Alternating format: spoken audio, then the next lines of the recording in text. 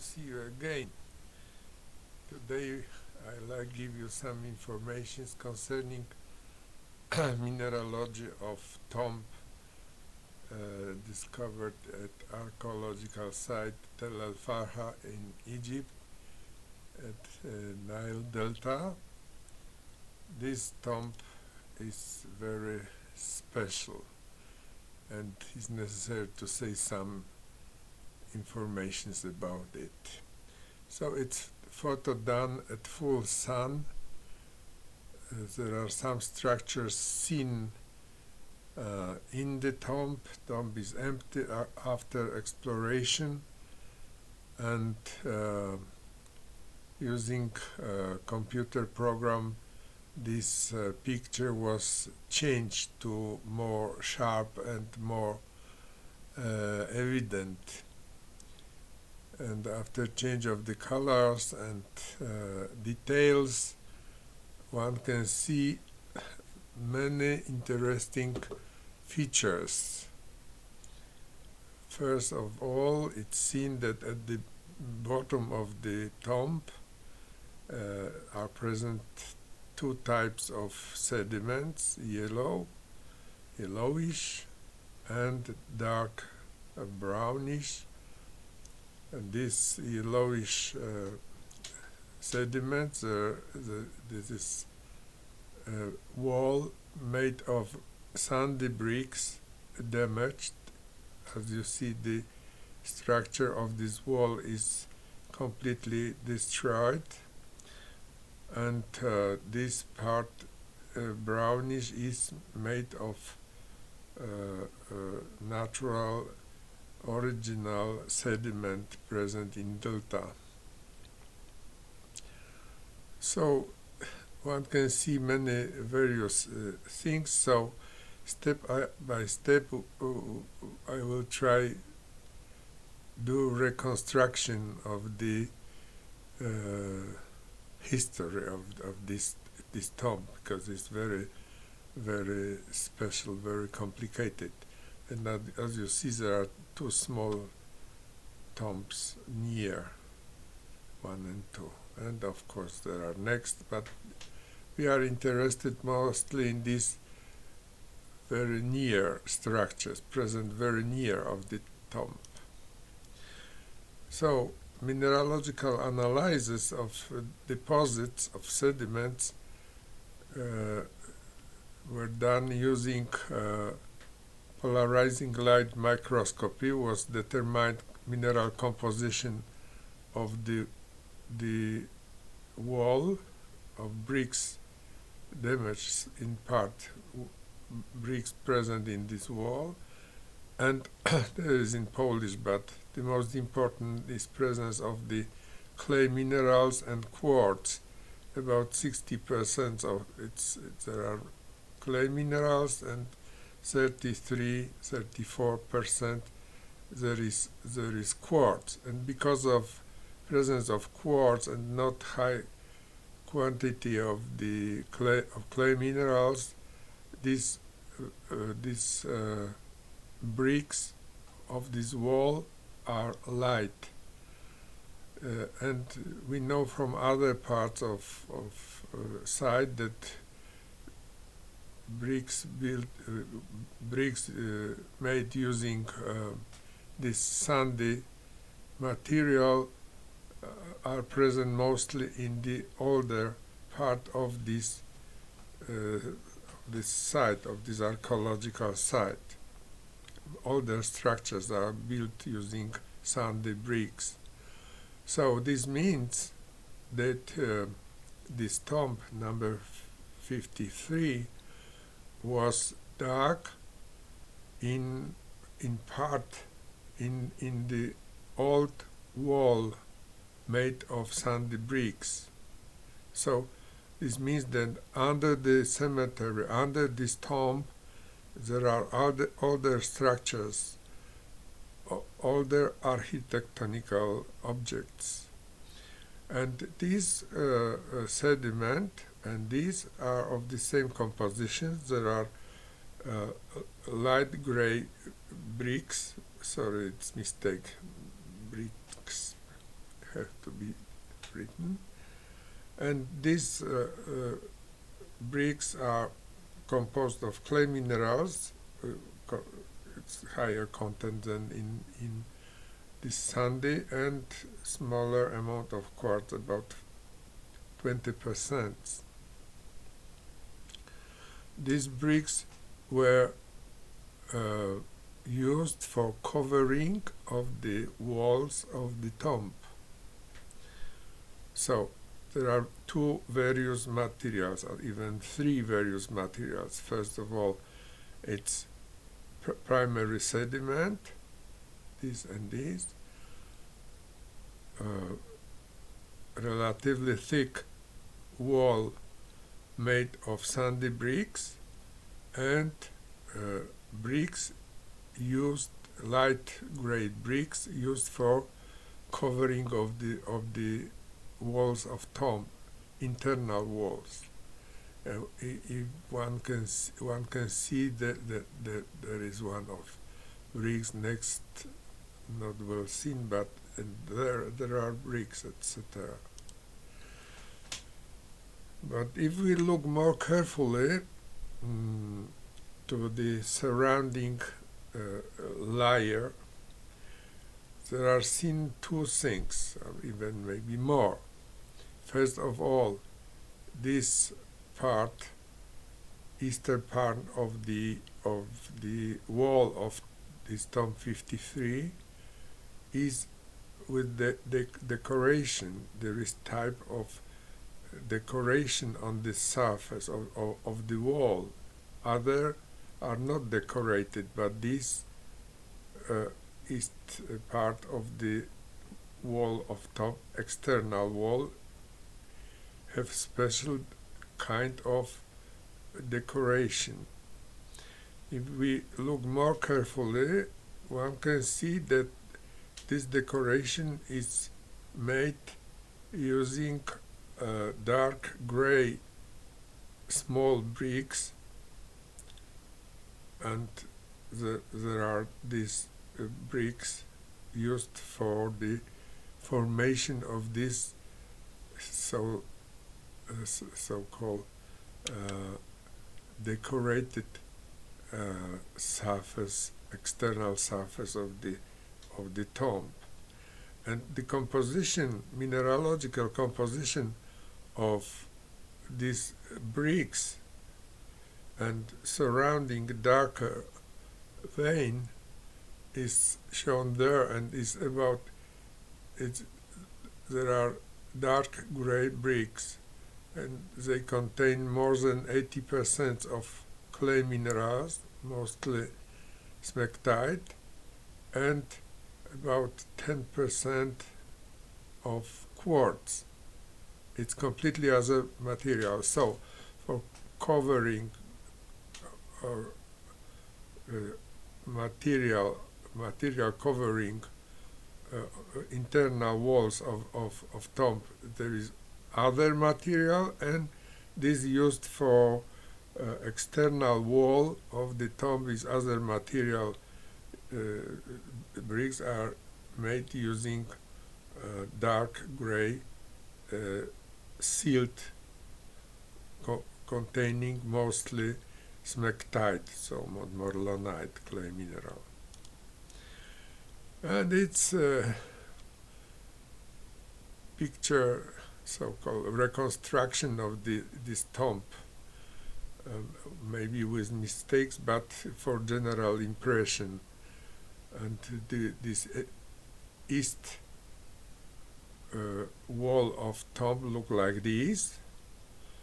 We don't know how high was the tomb, but it was not. Now it is deep in the earth, but after preparation it was construction, architectonical object built above the level of the earth surrounding, about the ground. We don't know how high it was, but of course nobody will make decoration if later it will be covered with clay, etc., etc. So it's done specially for the decoration. We don't know reason of this decoration, but it was done like this. And external wall, other walls look like this. If we look more carefully, this is this east wall with this decoration, and there on the surface we have thin layer of yellow material, and there documenting, confirming that the external walls of tomb were painted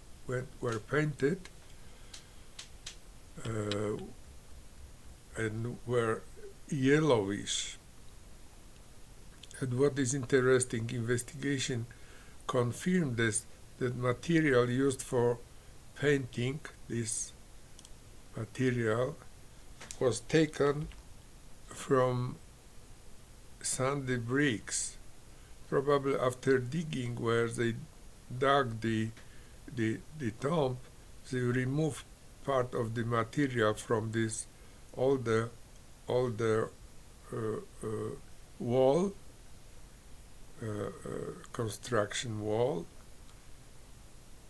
They put outside, and next they use this material for painting. So the tomb architecture of this tomb was primary architecture was yellowish.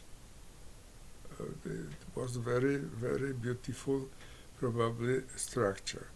And of course all these data suggest that the tomb was prepared for important person, because it's a rare case, this type of tomb with decoration, painted, etc. And next history of this tomb, this is a thin layer of painting, of external decoration of the tomb, and this is other side of the wall, of other wall on the other side, western side, painted with this same material, yellowish, slightly damaged. This layer is not well preserved. At some places completely removed. And what next? Next, the tomb was in part covered with local sediments. These arrows and 111 numbers show that local materials filled up the spaces between this decoration, and probably past relatively long time, when this construction built above the earth were damaged and in part covered by local sediments. And it is at this moment, after time, was made next small tomb, which and preparation of this tomb was the reason of the cut of the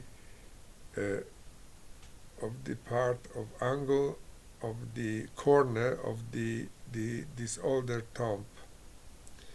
And we have bricks there too, etc. I don't know what was inside, because it was explored by archaeologists, but of course it is younger, this tomb is younger than tomb 53, because it's cutting the corner of this tomb. So this tomb existed, and preparation of this small tomb cut the corner of this older tomb. And later was dug next small tomb present there, very near to the wall of tomb 53.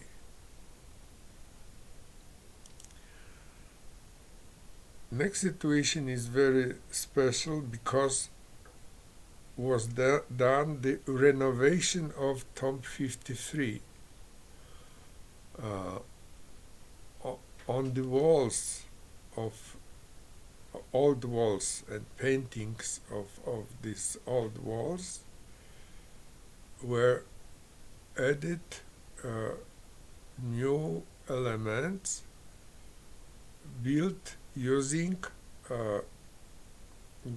dark gray silts similar to these used for preparation of this decoration, and the shape of the tomb was changed. This corner is after reparation look like this. There was small reparation of this corner. This is cut by exploration, is difficult to say, and probably this part was after reparation, because this part is coming into this younger tomb. So this younger tomb was this corner was reparated, was reconstructed, and next all walls were covered again with yellow clay. But if we look carefully, this is this new cover, this new yellow cover. This is this dark gray sediment sealed. This is light gray sealed. This is older painting of wall of tomb, and this is younger painting after reconstruction of the tomb.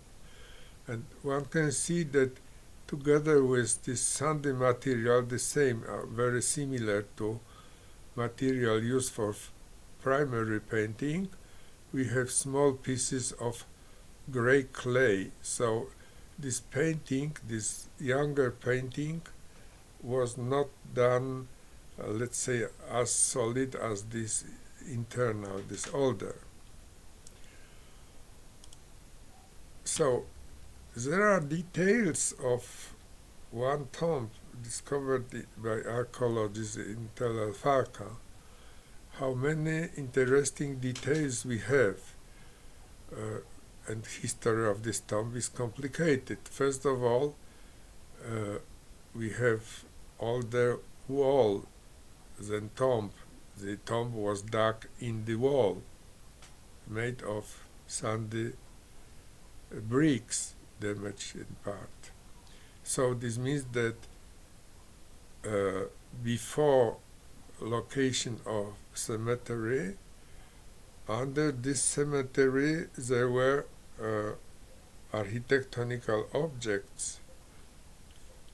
We don't know exactly how long time passed between functioning of this older architecture and formation of cemetery. So, but probably the time was relatively long, because this wall is damaged. So after building of this wall, it passed the time. Wall was in part destroyed. Bricks, sandy bricks, were collapsed and in part removed, etc. And later came people and organized cemetery at this place. This tomb is very special because of this decoration. It's for archaeologists and for historian discussion from where it is and why it is. Maybe it's coming from the Arab Peninsula, the region of Syria, etc. Similar structures we may observe in Babylon, but it's my opinion, private. And of course, this decoration is done for tomb prepared for some important person. For a normal person, it will be simple tomb, not with decoration. This means something. This documents some information concerning person which were in this tomb. After digging, the walls of tomb were covered with the bricks made of light gray silt, and the next external part was made with other material used for the decoration. Bricks were made using black dark gray silt, and tomb was painted in yellow color using material from old wall of old architecture. And after time, after covering of the tomb with local sediments, in part anthropogenic, in part natural, was dug next tomb and small next tomb, and this tomb 53 was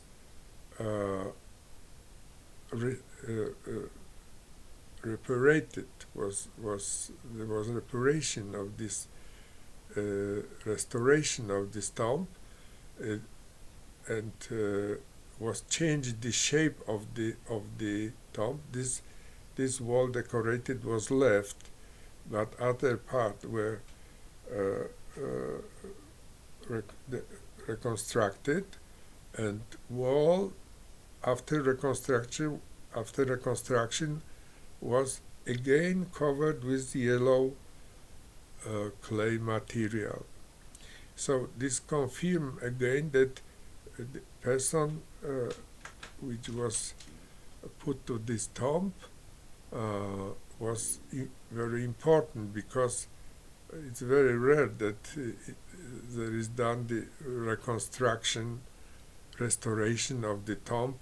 Of course, in the past, we don't know how long time passed between preparation of tomb and reconstruction, but probably it was a relatively long time, and during all this time this tomb was important for local society, because they did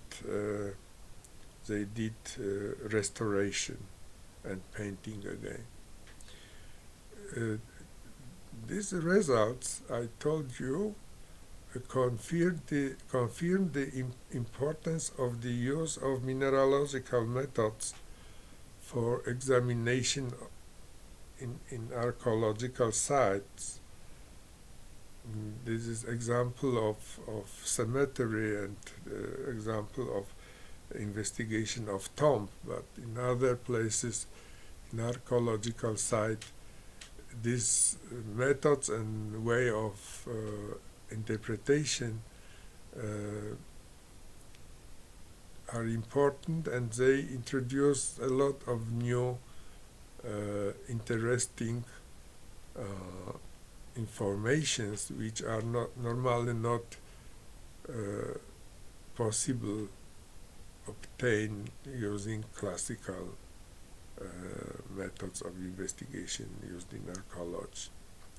So thank you very much, and welcome for next meeting.